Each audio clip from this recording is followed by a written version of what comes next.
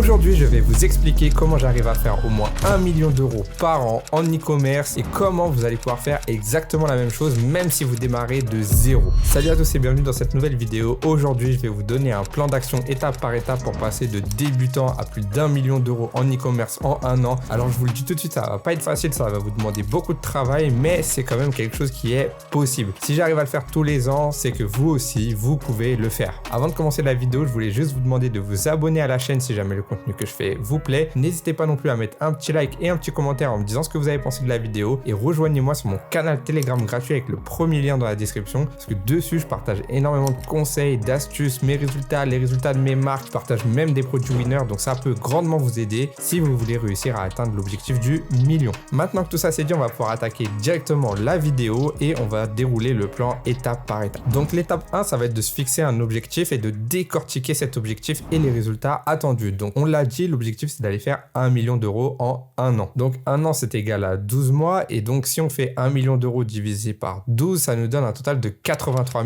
333 euros. Donc on sait déjà qu'on doit faire à peu près 83 000 euros de chiffre d'affaires en moyenne mensuellement. Mais comme dans cette vidéo, on part du principe que vous êtes débutant, c'est-à-dire que peut-être que vous n'avez pas eu encore de très gros résultats, peut-être que vous n'avez pas eu de résultats du tout, peut-être que vous n'êtes même pas encore lancé. Donc du coup, on va estimer que durant les 2 ou 3 premiers mois, vous allez quasiment pas avoir de résultats. Ça va être surtout une phase d'apprentissage pour vous. Après, si vraiment vous voulez réussir beaucoup plus vite et avoir des résultats dès les premières semaines, alors dans ce cas-là, vous pouvez rejoindre mon accompagnement avec le lien qui est dans la description. Il faut savoir que moi, je fais toujours un appel avant avec vous pour discuter de l'accompagnement, pour vous expliquer comment ça se passe et également pour répondre à vos questions. Comme je prends un nombre limité de personnes, peut-être que vous n'aurez pas de place. Donc, si ça vous intéresse, vous pouvez quand même essayer de réserver un appel et on pourra en discuter avec vous. De cette manière, moi, je pourrais vous aider à atteindre et exploser même vos objectifs à vitesse grand V. Sinon, on va partir du principe que durant les 3 premiers mois, vous allez enchaîner échec sur échec. Et comme je l'ai dit juste avant, ça va vraiment être une phase d'apprentissage pour vous. Donc, si on enlève 3 mois, et ben, il va nous en rester plus que 9. Et du coup, si on refait le même calcul que tout à l'heure et qu'on divise 1 million par 9, on arrive à un total de chiffre d'affaires mensuel à 111 000 euros. Donc, encore une fois, ça va être une moyenne. Vous allez sûrement avoir des mois plus élevés et des mois un peu plus faibles. Mais on sait qu'en moyenne, sur les 9 mois de l'année, pour atteindre le million, il faudra faire 111 000 euros de chiffre d'affaires. Et ensuite, si on divise encore ces 111 000 euros par 30 pour avoir le chiffre d'affaires journalier que vous devez faire en moyenne, on arrive au résultat de 3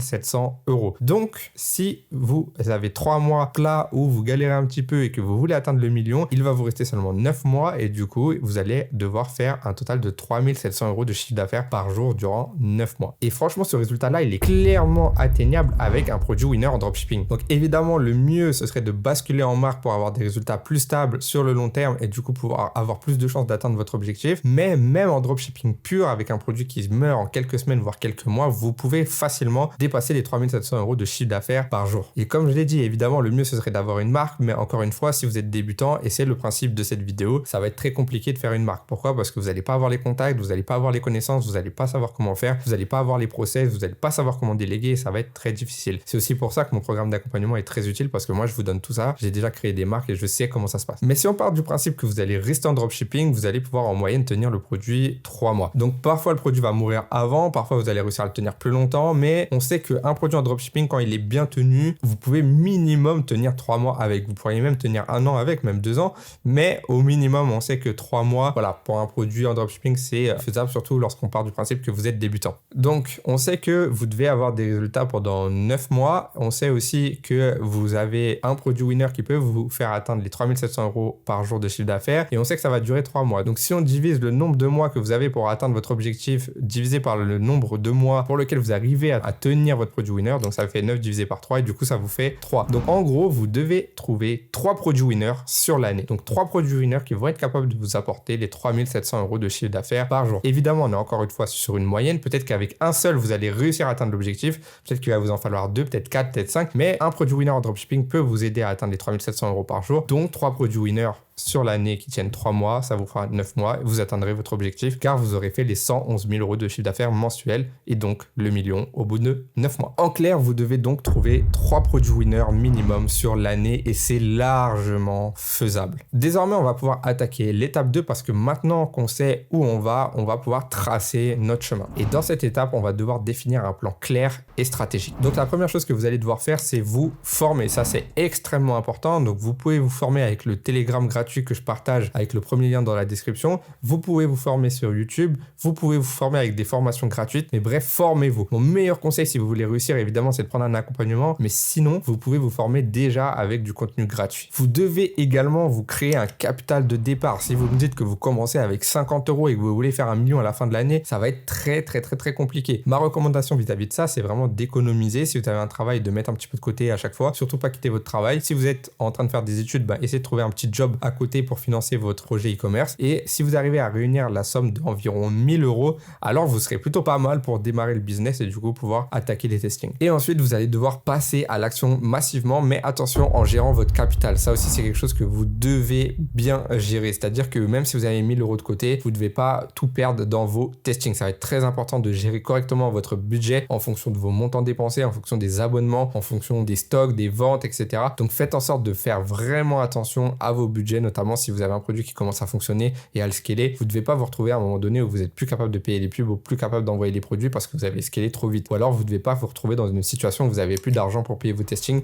parce que vous avez trop dépensé avant. Donc faites attention à ça et gérez correctement votre budget. À partir de là, voici mes conseils pour réussir le plus rapidement possible. Premièrement, déjà, ne faites pas de mass testing. Donc le mass testing, pour ceux qui ne savent pas, c'est tester à la chaîne des produits jusqu'à temps qu'on tombe sur un produit winner. Je vous recommande pas de faire ça parce que c'est une stratégie qui est pas viable lorsqu'on est débutant et qu'on n'a pas un gros budget, parce que faire des testings à la chaîne, ça entraîne du coup de jouer sur la masse. C'est pour ça que ça s'appelle mass testing et du coup, il vous faut un budget conséquent pour faire ça. Donc si vous avez un gros process, une équipe, que vous êtes expert, etc., pourquoi pas? Vous allez forcément tomber sur des produits winners, mais c'est un peu le jeu de la chance. Donc moi, je suis pas trop fan. Par contre, si vous faites en sorte de maximiser vos chances sur chaque testing en sélectionnant des très bons produits, en prenant le temps de faire une bonne recherche produit, en prenant le temps de faire une bonne recherche concurrentielle, une bonne étude de marché, une bonne analyse, un bon calcul des coûts, une bonne offre, un bon marketing, un bon site, là, vous aurez beaucoup plus de chances d'avoir un produit qui fonctionne. Et même s'il fonctionne pas, vous risquez d'avoir quand même des ventes et donc vous perdrez pas tout l'argent investi. Fixez-vous aussi des objectifs. Donc ma recommandation, c'est de se fixer l'objectif de tester au moins un produit par semaine. Si vous arrivez à faire 2, ce serait vraiment génial. Donc par rapport à ça, évidemment au début ça va être assez long à organiser, mais une fois que vous allez avoir votre boutique qui est créée et que vous allez mettre la main à l'œuvre, vous allez pouvoir enchaîner les testings beaucoup plus rapidement. Donc je trouve que 1 à 2 testings par semaine, c'est vraiment un bon objectif pour atteindre le million en un an. Également, petit conseil personnel, prenez toujours vos décisions à froid, c'est-à-dire que si vous lancez un testing, ne prenez pas de décision à chaud en voyant la première vente ou en voyant que vous n'avez pas encore de stats. Prenez le temps, attendez, patientez, ne soyez pas trop pressé parce que c'est comme ça que vous allez prendre des mauvaises décisions et c'est comme ça que vous allez vous tromper. Pareil, lorsque vous trouvez un produit, ne partez pas directement dans la création du site, laissez votre cerveau revenir à froid, enlevez l'engouement d'avoir vu le produit, d'avoir vu les stats du produit et le lendemain, vous analysez et là, vous allez pouvoir prendre des meilleures décisions. Donc faites très attention à ça. Un point essentiel pour votre réussite, surtout lorsqu'on parle de niveau comme on est en train d'évoquer depuis tout à l'heure, c'est-à-dire faire 1 million en un an en étant débutant, vous devez absolument tirer bénéfice de vos échecs et même de vos réussites. Vous devez toujours apprendre quelque chose. Si ça a marché, pourquoi ça a marché? Qu'est-ce qui a fait que cette fois-ci ça a mieux marché que les autres? Si ça n'a pas marché, pourquoi ça n'a pas marché? Qu'est-ce que j'ai mal fait? Est-ce que c'est le site? Est-ce que c'est l'offre? Est-ce que c'est le marketing? Est-ce que c'est le produit? Analysez vos datas et essayez de comprendre là où ça peut bloquer. C'est vraiment en analysant chaque testing, chaque résultat, chaque KPI que vous allez pouvoir progresser et du coup petit à petit vous allez vraiment devenir largement meilleur. Et c'est pour ça que je vous dis, vous allez avoir une petite période de 2 à 3 mois où vous allez galérer, mais au bout de ces 3 mois, si vous avez tiré parti de vos échecs et en même temps même de vos petites réussites ou même des grandes réussites, forcément vous allez être capable de beaucoup plus reproduire ces réussites ou en tout cas les produire si vous avez enchaîné que des échecs jusqu'à présent. Et ensuite pour la mise en place, donc voici moi ce que je vous recommande, c'est des étapes qui sont très simples mais qu'il faut absolument mettre en place. Tout d'abord, vous allez devoir trouver votre produit, ensuite vous allez devoir faire la recherche concurrentielle de votre produit, ensuite vous allez devoir créer le site et ensuite vous allez devoir mettre en place le testing. Vous allez pouvoir répéter ces étapes à chaque fois qu'un testing ne fonctionnera pas. Donc c'est-à-dire que si vous avez un produit qui est pas rentable après le testing, vous avez fait des pubs sur Facebook Ads ou sur TikTok Ads et vous n'êtes pas rentable, et dans ce cas-là, vous allez pouvoir couper les publicités, repartir sur de la recherche produit, repartir sur tester un nouveau produit, réanalyser la concurrence, refaire un nouveau site et relancer un testing. Et voilà, vous répétez ces étapes à chaque fois. Toujours en apprenant de vos réussites et de vos échecs, comme je l'ai dit juste avant. Ensuite, on arrive à l'étape numéro 3, le scaling de votre produit winner. Forcément, si vous prenez en compte ce que j'explique dans cette vidéo, que vous formez correctement, que vous mettez en place toutes les étapes et que vous travaillez vers la réussite en tirant parti de vos échecs et de vos réussites, forcément, vous allez tomber un jour sur le produit winner. Et si vous faites les choses bien et que vous testez 1 ou 2 produits par semaine, ça va aller très vite. Donc, maintenant, on va partir du principe que vous avez eu ce winner-là. Et c'est maintenant que le plus dur commence. C'est pas maintenant que vous allez devoir lâcher, c'est maintenant que vous allez devoir même redoubler d'efforts. Donc vous allez devoir tester de nouvelles créatives très régulièrement parce que pourquoi les produits en dropshipping s'essoufflent rapidement en général, c'est parce que les créatives en elles-mêmes s'essoufflent. Une personne qui a vu 2 ou 3 fois votre créative, si elle n'a pas commandé, c'est qu'elle va pas commander plus tard avec la même créative. Il faut varier les angles marketing, il faut varier les types de créatives. Peut-être qu'il y a des gens qui réagissent mieux à des images, peut-être qu'il y a des gens qui réagissent mieux à des vidéos, peut-être qu'il y a des gens qui réagissent mieux à certaines accroches que d'autres, etc. Donc si vous faites ce travail de renouveler vos créatives régulièrement, vous allez pouvoir tenir votre produit beaucoup plus longtemps. Et c'est ce que font les marques e-commerce, elles renouvellent leurs créatives tout le temps. Voire même, il y a beaucoup de marques qui lancent des nouvelles créatives toutes les semaines et plusieurs fois par semaine. Donc moi, c'est ma recommandation. Vraiment, travaillez vos créatives. C'est comme ça que vous allez pouvoir tenir sur le long terme et même scaler encore plus haut. Évidemment, scaler progressivement en raccord avec votre budget, ça revient à ce qu'on a dit au début de la vidéo, c'est-à-dire gérer votre budget, gérer votre capital. Parce que si vous commencez à scaler alors que vous n'avez pas le budget, vous allez vous retrouver dans des situations compliquées. Il faut savoir que les processeurs de paiement mettent un petit délai avant de vous envoyer l'argent. Donc vous allez devoir avancer les commandes. Donc si vous utilisez votre capital très vite et que vous gérez pas votre argent, vous allez vous retrouver à un moment donné où vous êtes soit plus capable de payer vos pubs, soit plus capable d'envoyer les colis aux clients. Et donc ça peut créer des clients mécontents, ça peut créer des litiges, ça peut créer des blocages. Et là, c'est catastrophe. Donc faites attention à ça. Ensuite, cherchez toujours à optimiser votre bénéfice et non votre chiffre d'affaires. Ça, c'est extrêmement important. Mais il vaut mieux faire 1000 € de chiffre d'affaires par jour à 30% de bénéfice que 2000 € de chiffre d'affaires par jour à 5% de bénéfice. C'est essentiel. Donc faites en sorte de maximiser votre bénéfice et non votre chiffre d'affaires. Le chiffre d'affaires, on s'en fout. Si demain vous me dites que vous faites 10K day mais que vous gagnez 0, et ben ça vaut 0. C'est nul. Ça sert à rien. Par contre, si vous faites 10K day et que vous gagnez 2000 € sur la journée parce que vous êtes à 20% de marge, là c'est très bien, d'accord. Donc faites en sorte de toujours faire attention à votre bénéfice et non pas à votre chiffre d'affaires. Donc faites attention, calculez bien vos coûts à l'avance, prenez bien en compte les charges, la TVA, bref, toutes les charges ou toutes les taxes, tous les impôts qui sont inclus sur votre chiffre d'affaires pour faire vos calculs de marge et comme ça vous allez avoir beaucoup plus de chances de réussir et vous allez partir sur des bonnes bases directement. Si votre produit cartonne sur un marché A, et ben vous pouvez commencer à le tester dans d'autres marchés. Donc si par exemple vous avez votre produit qui cartonne sur le marché français, ben, très bien, prenez-le, allez le tester en Espagne, en Italie, en Allemagne, au Royaume-Uni, aux US, au Canada, dans tous les marchés dans lesquels vous pouvez voir une opportunité. Encore une fois, vous refaites cette analyse concurrentielle, cette recherche concurrentielle dans le marché ciblé, vous regardez les processeurs de paiement, vous regardez s'il y a un engouement pour votre produit, s'il y a une tendance, s'il y a quelque chose qui se dégage. Et si c'est OK, vous pouvez le tester à nouveau. S'il a marché dans votre marché, s'il a fonctionné dans votre marché et que tous les éléments sont réunis pour qu'il fonctionne dans un autre, et ben dans ce cas, il va fonctionner dans l'autre. Donc, ne vous privez pas par rapport à ça. Faut mieux avoir 5 fois le même produit qui fait 1K day qu'une boutique qui fait 1K ou 2K day. Par exemple en France. En parallèle de tout ça, optimisez votre site. Donc, c'est-à-dire qu'au début, vous avez votre site qui fonctionne. Voilà, vous avez lancé votre produit en drop, ça commence à bien marcher. Et ben, continuez à optimiser. Regardez là où vous pouvez améliorer. Est-ce qu'il y a des étapes que vous pouvez améliorer? Est-ce que vous pouvez faire une meilleure offre? Est-ce qu'il y a un problème au niveau des ajouts au panier? Est-ce que vous pouvez mettre une livraison gratuite, une livraison offerte, des upsells, des cross-sells? Bref, vérifiez tout. Faites attention à tout. Analysez tout et essayez d'améliorer tout. Et également, déléguer les tâches les moins importantes petit à petit parce qu'au bout d'un moment, vous n'êtes pas un robot. Vous n'allez pas pouvoir faire à la fois du service client, à la fois du marketing, à la fois faire des créatives, à la fois analyser, à la fois faire d'autres testings, etc., etc. Bref, c'est pas possible. Donc, commencez à déléguer petit à petit. Ensuite, on arrive sur l'étape 4 qui est en fait une étape 3 bis. C'est un peu quelque chose que vous devez faire en parallèle de la période de scaling. Ça va être de continuer à faire des testings. Donc, quand je dis continuer à faire des testings, ça peut être soit sur des sites différents, vous trouvez de nouveaux produits en dropshipping, vous les testez à nouveau. Comme je l'ai dit, si vous avez une boutique qui vous fait un K day et que vous avez une deuxième qui fait un K day, une troisième qui fait un K day, une quatrième qui fait un K day, vous êtes à 4 K day sur la journée et en plus, vous avez plus de chances de tenir sur le long terme parce que vous n'avez pas une boutique, vous en avez 4. Donc s'il y en a une qui commence à baisser, vous avez les 3 autres qui rattrapent et donc en multipliant vos produits winners comme ça, vous allez pouvoir atteindre votre objectif. Moi, je vous conseille, dès que vous commencez à stabiliser votre boutique, que vous avez commencé à scaler, que vous déléguez certaines tâches et que vous avez plus de temps,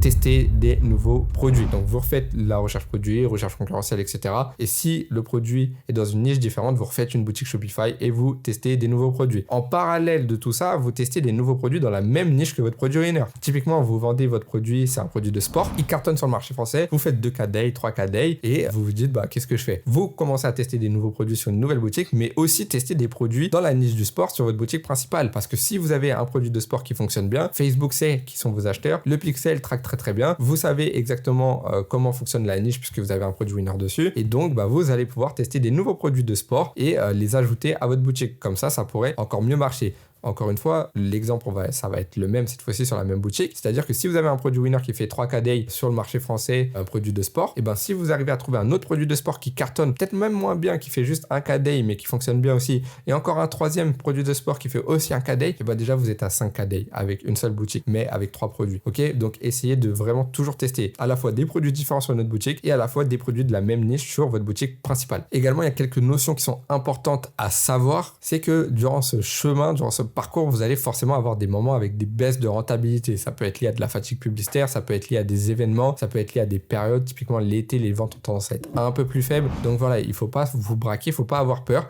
parce qu'il y a des périodes. Donc forcément, si à l'été ça baisse, peut-être qu'au Q4 vous allez exploser. Sachant que le Q4 c'est la meilleure période de l'année puisqu'il y a Halloween, il y a Thanksgiving, il y a le Black Friday, le Cyber Monday, Noël, le jour de l'an. Bref, c'est là où tout le monde achète tout plein de trucs. Donc le Q4 c'est vraiment un gros mois en e-commerce, enfin un gros trimestre pardon. Donc si jamais vous avez des baisses avant, c'est pas trop grave, ok? Comme on l'a dit au début de la vidéo, soyez froid avec vos analyses, essayez de comprendre si ça baisse, pourquoi ça baisse et essayez de optimiser en fonction, toujours en pensant bénéfice et pas chiffre d'affaires. Ne vous reposez pas sur vos lauriers. Là, l'objectif c'est d'aller faire 1 million, donc c'est un gros objectif, donc vous devez pas dormir, vous devez toujours continuer. Si vous avez un produit winner qui fonctionne bien, bah, comme on l'a dit, testez-en d'autres, testez des nouveaux produits dans la même niche, dans d'autres niches, essayez d'apprendre, progresser, formez-vous encore plus, redoublez d'efforts, ne lâchez surtout pas. C'est hyper important. Ne vous dites pas, ah ça y est, j'ai mon produit winner, il va me faire 3 000 € par jour pendant 3 mois, je suis plutôt pas mal et dans 3 mois, je rechercherai un nouveau produit winner. Si vous faites ça, croyez-moi que vous allez jamais y arriver parce que vous allez mettre encore 1, 2, 3 mois avant de trouver un autre winner et ainsi de suite et ainsi de suite. Donc n'attendez pas, prenez les choses en main et prenez de l'avance. Soyez également organisé et foncez vers vos objectifs. Fixez-vous des objectifs qui sont clairs, qui sont adaptés à votre emploi du temps, adaptés à votre vie et en ayant vraiment un emploi du temps un peu défini avec des tâches définies et une bonne organisation, vous allez avoir un avantage sur tout le monde et vous allez être beaucoup plus productif. Il faut savoir que pour faire 1 million, il faut forcément être productif. Vous pouvez pas être là en train de dormir sinon vous avez de la chance, mais vous devez vraiment travailler, être productif et savoir comment vous bossez. Surtout si vous êtes débutant, vous êtes peut-être pas encore totalement libre, peut-être pas dans la capacité de quitter votre boulot dès maintenant. Donc voilà, optimisez votre temps de travail, soyez vraiment focus quand vous travaillez et faites en sorte de faire les efforts pour atteindre votre objectif parce que je vous le dis, faire 1 million en 1 an c'est possible, mais c'est pas facile. Donc voilà, j'espère que cette vidéo elle vous a plu. Je vous ai vraiment donné les conseils que j'applique moi-même au quotidien pour réussir à faire 1 million ou plus chaque année en e-commerce. Donc ma recommandation c'est vraiment d'être focus, fixez-vous des objectifs et travaillez.